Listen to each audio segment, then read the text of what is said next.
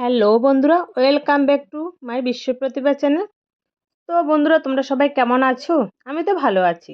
তোমরা সবাই কেমন আছো? তোমাদের সবাইকে অনেক অনেক ভালোবাসা।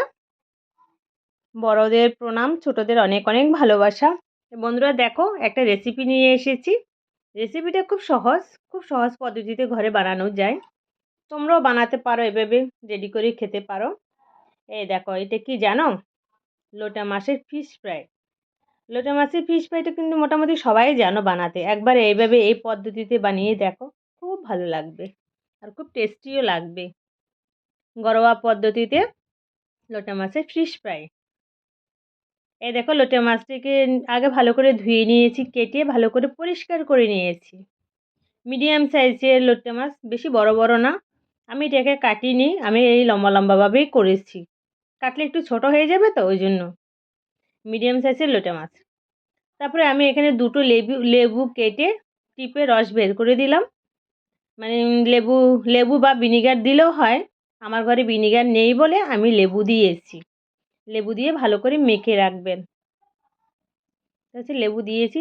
লেবু দিয়ে ভালো করে মানে ম্যাগনেট করে রাখতে প্রায় 1 ঘন্টা মতো রাখলে হয়ে যাবে। 1 ঘন্টা বা 45 মিনিট, যে যতক্ষণ পারো রাখবে। মানে ভিনিগার বা লেবুটা কেন দেওয়া হয় জানেন? লোটা মাছটা যাতে একটু মানে শক্ত হয়ে থাকে, আর খেতেও টেস্টি লাগবে, হালকা টক টক লাগবে, আর আস্তে গন্ধটা থাকবে না। দেখতে পাচ্ছেন, নুন দিয়ে মেখে রাখলাম। আমি এটা 1 ঘন্টা রেখেছিলাম। কেউ 45 মিনিটও রাখতে পারেন, কেউ আধা ঘন্টাও রাখতে পারেন, নো প্রবলেম। এই যে তার মধ্যে পরিমাণ মতো রসুন নিয়ে নিলাম কেটে, কাঁচা লঙ্কা, একটু যারা ঝাল ঝাল খায় ঝাল ঝাল মতন দেবেন। ফ্রাইটা একটু ঝাল ঝাল না হলে ভালো লাগবে না, ঝালই দিতে হয়। যাই হোক, আমি কাঁচা লঙ্কা দিলাম, রসুন দিয়েছি, তার মধ্যে একটু ধনিয়া পাতা দিলাম। এই যে ধনিয়া পাতা দিয়েছি, এটাকে ভালো করে মিক্স করে নেবেন। দেখেছেন মিক্স করা হয়ে গেছে। আমার 1 ঘন্টা হওয়ার পর কিন্তু আমি রসুন রসুন বাটা, তার মধ্যে কাঁচা লঙ্কা, ধনিয়া পাতা বাটা দিয়ে একটু মেখে রাখবো ভালো করে। তার মধ্যে একটু গোলমরিচের গুঁড়ো দেবো।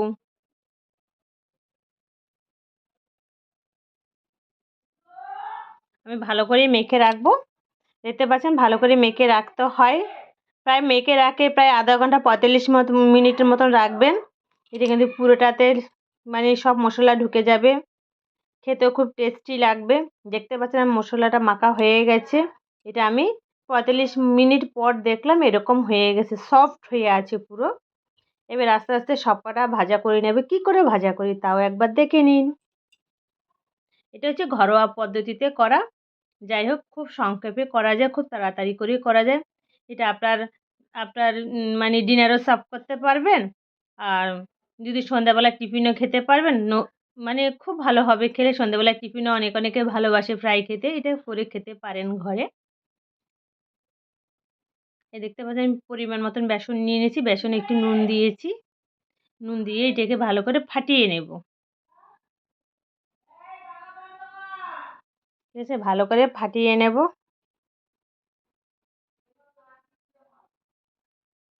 তো বন্ধুরা, আমার ভিডিওটা যদি ভালো লাগে তোমাদের, লাইক করো, শেয়ার করো, আর তোমাদের বন্ধুদের সাথে একটু শেয়ার করো। আর খুব ভালো ভালো কমেন্ট করো। আমারও খুব ভালো লাগবে তোমাদের কমেন্ট পেতে। পড়তেও ভালো লাগবে, দেখতেও ভালো লাগবে। রেখে ভালো করে মেখে রেখে দেবেন। কিছুক্ষণ ভালো করে ফাটাতে হবে কিন্তু বেসনটাকে।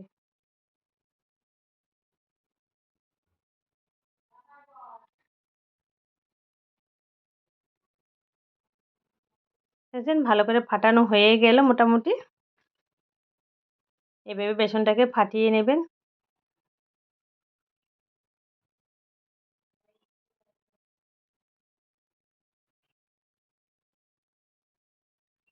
তারপর আমি ওভেনের ফ্রাইং প্যান বসিয়েছি। কিন্তু ফ্রাইং প্যান বসানোর পর এটাতে কিন্তু একটু লেগে লেগে যাচ্ছিল। কেন হচ্ছিল জানি না আমি। যাই হোক, তারপরে আমি পরে আরেকবার লাস্টের দিকে আরেকটা কয়রা বসিয়েছি, আপনারা তাও দেখতে পাবেন। আমি এটা সাদা রিফাইন তেলে করছি। আমি তেলটা আগে একটু একটা বোতলে ঢেলে নিয়েছিলাম। যাই হোক, পরিমাণ মতন তেল দিলাম। তেলটা ভালো করে গরম হবে।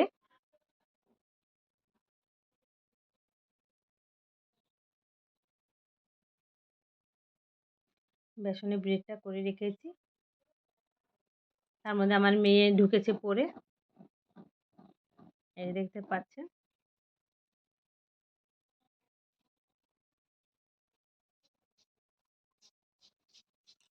এবার আস্তে আস্তে ব্রেডে দিয়ে দেব সব।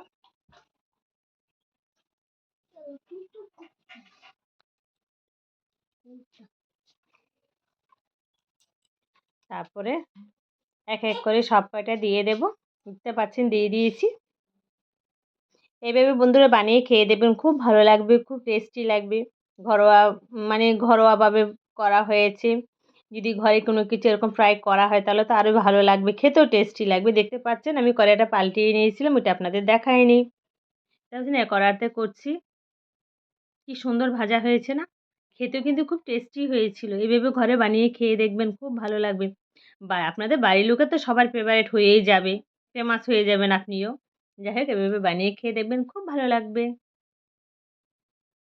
আমি এক এক করে সব ভাজা করে নেব। আমি এরকম ফ্রাই আরও অনেক ভিডিও পোস্ট করেছি আপনাদের কাছে। যাই হোক, আপনারা কীরকম ভিডিও দেখতে ভালোবাসেন কমেন্ট বক্সে জানাবেন। চেষ্টা করবো আমি সেভাবে করতে।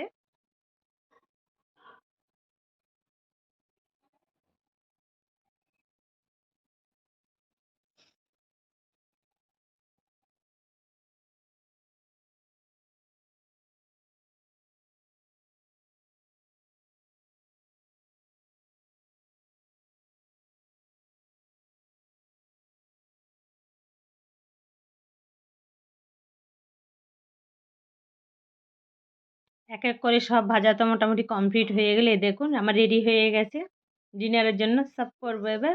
আপনারাও করে খাবেন, খুব ভালো লাগবে।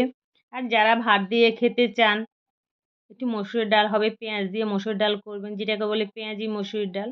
মসুর ডাল দিয়ে ফ্রাইটা জাস্ট জমে যাবে ডিনারটা, আর খুব ভালো লাগবে। একবার যদি করে খেয়ে খান, খুব ভালো লাগবে। একবার দেখুন না করে খেয়ে, তাহলে তো বুঝতে পারবেন মজাটা কি টেস্টি। সব্বাইকে অনেক অনেক ভালোবাসা আমার এতক্ষণ ধরে ধৈর্য ধরে ভিডিওটা দেখার জন্য। সবাইকে অনেক অনেক ভালোবাসা। ভিডিওটা কিন্তু দেখতে ভুলবে না, কমেন্ট করতে কিন্তু একদম ভুলবে না। লাইক, শেয়ার, কমেন্ট কিন্তু চাই। ঠিক আছে? আর ভিডিওটা কেমন হচ্ছে কিন্তু অবশ্যই, অবশ্যই জানাবে। আর এভাবে বানিয়ে ঘরে খাবে। ঠিক আছে? সব্বাইকে অনেক অনেক ভালোবাসা। সবাই সুস্থ থেকো, ভালো থেকো, নিজের খেয়াল রেখো। Bye, tata. আবার দেখা হবে